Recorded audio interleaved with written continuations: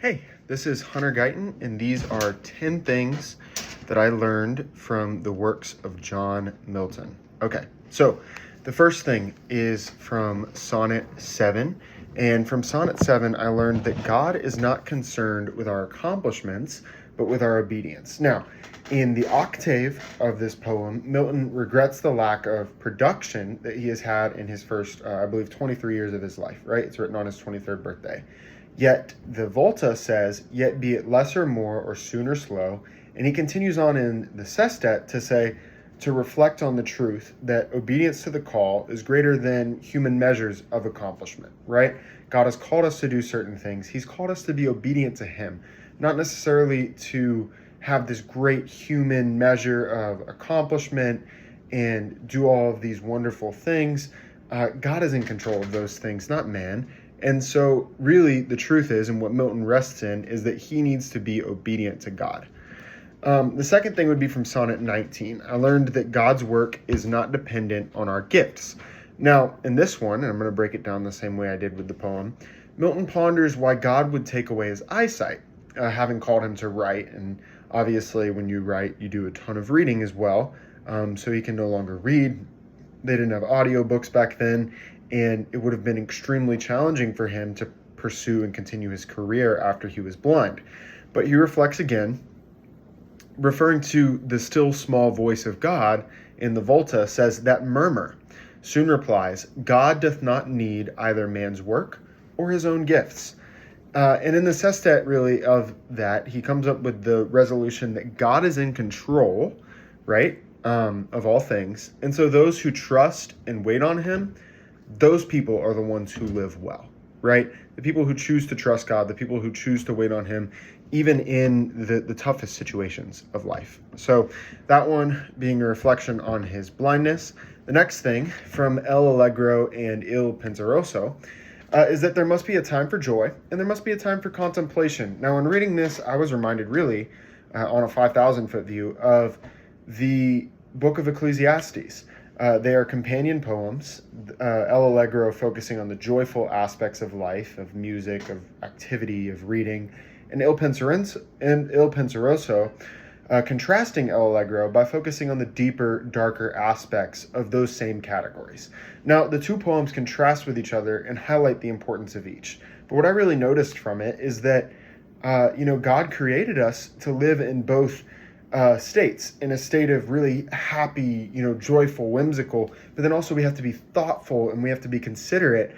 And without one or the other, we will be missing a significant part of God's creation, and it'll come as a danger to us. If we only take pleasures, for instance, in life, then we'll never take any pains, we'll never take any time for true reflection, true thought, and eventually those pleasures will run out, and we'll be met with true and deep suffering for that. So that's El Allegro and Il Penseroso.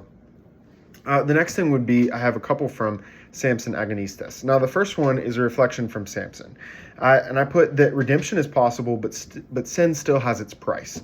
Now, in the story of Samson Agonistes, Milton paints Samson's father, Manoah, as desiring divine restoration, right? That God would restore maybe even his son's sight, but beyond just his son's sight, that God would restore his son from slavery. And Samson responds wisely to this. He says, appoint not heavenly disposition, Father. So don't request this from heaven.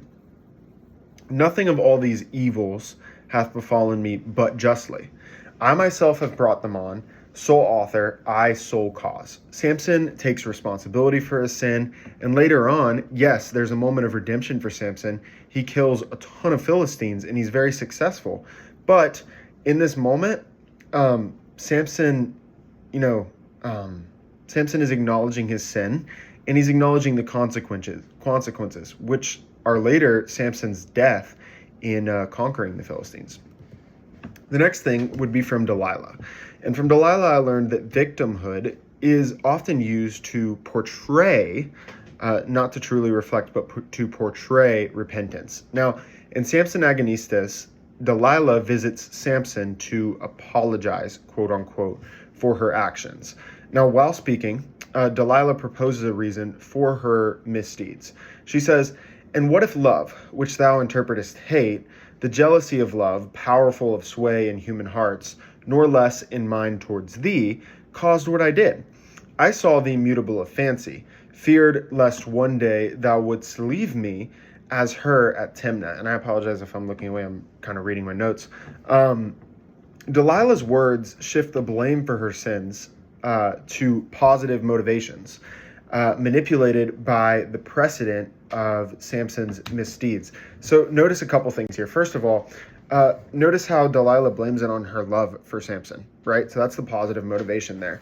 And then the second thing is, I said that they were manipulated by the precedent of Samson's misdeeds and Delilah's ideas, right? So what am I saying there? What I'm saying is she brings up this sin that Samson had committed before they were even married, by really leaving this girl at Timnah, and the whole situation surrounding that was wild. He burns down, ties the two foxes' tails together and burns down this whole field. And she says that she's fearing that Samson would do that to her, and that's why she manipulated him and caused him to go into slavery. Well, if Delilah truly loved him, she would have forgiven Samson for that, right? And if Delilah truly trusted Samson, she wouldn't be worried about that. So neither of those things are true, clearly. And Delilah is just trying to play the victim here so that she can get back on Samson's good side.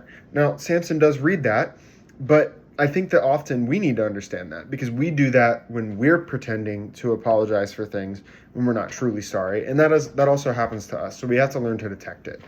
The next thing would be from Paradise Lost Book 2.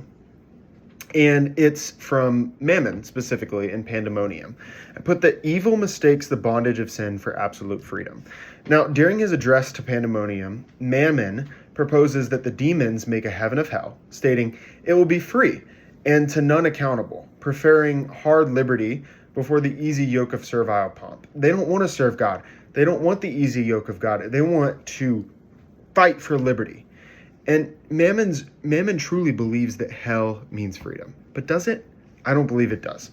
I believe that when we exploit free will to sin, we are giving ourselves over to the service of that sin, right? So Mammon is just exchanging the servanthood of a good God for the bondage of evil doing and all of the hell that brings, right? Literal hell there. That's the reason why I use that word, is because it is a state of hell to live in sin to the degree that you're in bondage to it, and to be absent from God. We'll talk about that a little bit more later. But then in Paradise Lost Book 4, and this is actually where I said that we would talk about it, I put that evil brings hell upon itself, right? By its hatred for good. So God is the epitome of good, right? The Bible teaches us that God is good. He's the very definition of good. Hell is the absence of God. Therefore, he who resents goodness creates hell for himself. And this is exactly what Satan does. In Book 4 of Paradise Lost, Satan has grown to hate God so much that he has made his existence a permanent hell. Milton narrates upon his arrival to earth.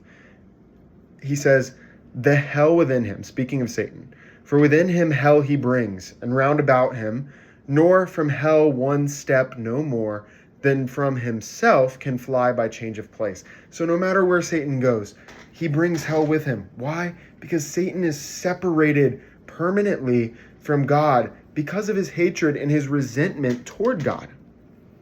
And that's what happens when evil truly takes root in a person's heart. They make a hell of their life because they truly are completely absent of God in their life. And when you're completely absent of the presence of God in your life, when you choose to reject that presence that he offers, you're living in a state that is very much hell. The next thing would be from Paradise Lost Book 6. This is from Abdiel. He's my favorite, really one of my favorite parts of this story. And I put that the greatest victory against evil is the choice to do what is right. So in Book 5, Abdiel is the only angel among a large crowd to take a stand against Satan's divisive message. Abdiel then reports Satan's rebellion to God, to heaven's ruler. In response to this obedience, God says, servant of God, well done. So he says that line that everyone wants to hear, well done, thou good and faithful servant. Well, thou hast fought the better fight, who single, Abdiel alone, hath maintained against revolted multitudes the cause of truth, in word mightier than they in arms. And truly our resolve to do what is right, our desire to do what is right, our choice to refute evil, to refute falsehood with truth, with righteousness, is that first step, and it is the greatest victory against evil. And Abdiel's stand for the truth is emblematic of the actions every believer ought to take against the lies of the enemy. Now, from book 8, I have as my 9th thing, Adam and Eve, that sin, it prevails in isolation. So Milton portrays Adam and Eve's obedient period, the time when they're doing what's right, as one in which they are constantly together. In book 8, Eve suggests that they separate temporarily for the sake of productivity, right? They need to do a lot in the garden. She kind of suggests this, and really, I don't understand why she suggests this, because they have enough already, right? They have everything that they need with their creator. There's no reason to rush their work. There's no dire needs or suffering, at hand. But she suggested either way. It is in this time when Eve is isolated that the serpent, that Satan, takes advantage of her, right? And how much is this true? When we're isolated from our Christian community, when we're isolated from fellow believers, from fellow godly people, we are much more prone to sin than we are when we are with them. Because when we're in a good community of faith, iron sharpens iron, right? And when we are together, when we are in community with others who are godly, they're encouraging us to do what is right. But when we're isolated, the devil has a much greater chance to take hold of us, right? So that's what I took away from that. The final thing would be from Paradise Lost, book 10. In this, I learned from Satan. I learned from Milton's painting of Satan and his demise, really, right? Evil sees the same demise as those it chooses to exploit. Now, I love the way that Milton paints Satan's deception in the garden. Satan literally enters the serpent. He doesn't take the form of a serpent. He literally enters into the serpent in Milton's portrayal of it. And so he is physically inside of this snake. And so the snake really isn't the one doing the evil here. Satan is. But yet the snake receives the punishment, and he has to now eat the dust of the earth. He's crawling on his belly for the rest of his existence and for all of his ancestors' existence, right? So Satan kind of scoffs at this, like, oh, I got off scot-free. And he returns to hell to deliver a sort of victory speech. He gives this monologue in that elevated language that we see all throughout Paradise Lost, and then he awaits the applause, right? The cheers of his peers.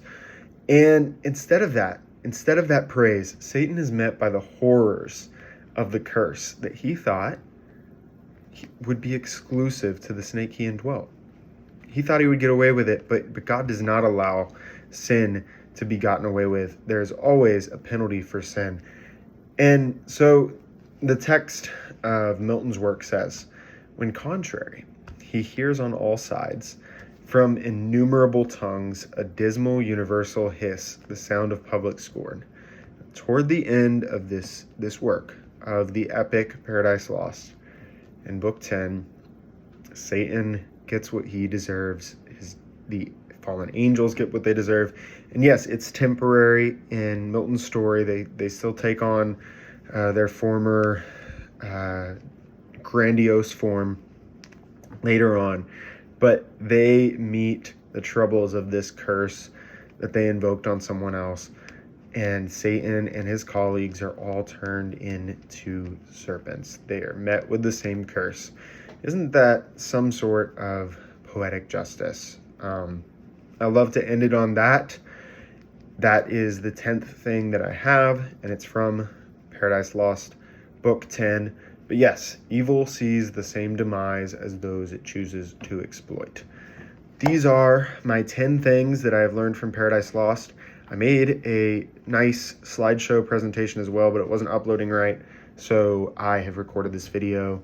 Hope you enjoyed it. Thank you and goodbye.